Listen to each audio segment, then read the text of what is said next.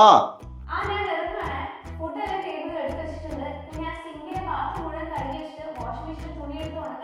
ആ ഓക്കെ നീ പോയിക്കോ.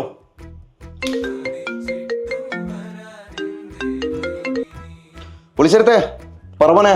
എടാ നീ മറന്നാ ഇന്നെനിക്ക് പെണ്ണ് കാണാൻ പോകുന്ന പറഞ്ഞല്ലേ? ഞാനാണെങ്കിൽ ആ പെണ്ണിന്റെ ഫോട്ടോ കണ്ട അപ്പൊ തന്നെ എനിക്ക് ഇഷ്ടമായി. ആണോ? എനിക്ക് ഏത് പെണ്ണിനെയും ഇഷ്ടപ്പെടാത്തത്?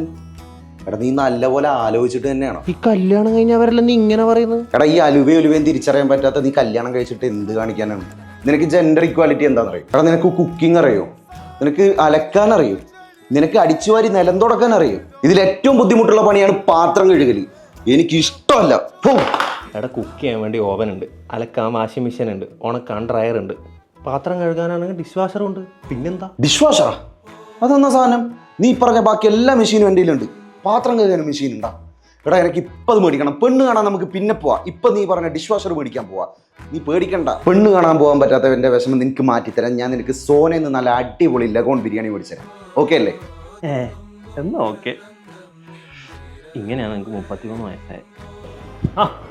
പോളിച്ചേർത്തെ എന്നിട്ട് നീ ഇന്ന് പെണ്ണാണെന്ന് പോയില്ലേ? ഇല്ല അതിന് പറഞ്ഞിട്ട് അതിന്റെ ഒരു ഡിഷ് വാഷർ വേണമല്ലേ? ഈ ഡിഷ് വാഷറിൽ പാത്രങ്ങളിൽ ശരിക്കും വൃത്തിയാവോ എന്നാ? ഇതിനകത്ത് നല്ല കഴുകി വൃത്തിയാക്കി ഉണക്കി നല്ല ചൂടുള്ള പ്ലേറ്റ് ആയിട്ട് കിട്ടും. ഒരു വാഷിംഗ് പ്രോഗ്രാമിന് 1 യൂണിറ്റിന് താഴെ കറണ്ട് കൊടുക്കുള്ളൂ. മാക്സിമം ഒരു 13 ലിറ്ററിന് താഴെ വെള്ളം കൊടുക്കുള്ളൂ. ഇതിൻ്റെ കാണുന്ന പോലെ എല്ലാ ടൈപ്പ് പാത്രങ്ങളും വെക്കാൻ പറ്റുമോ?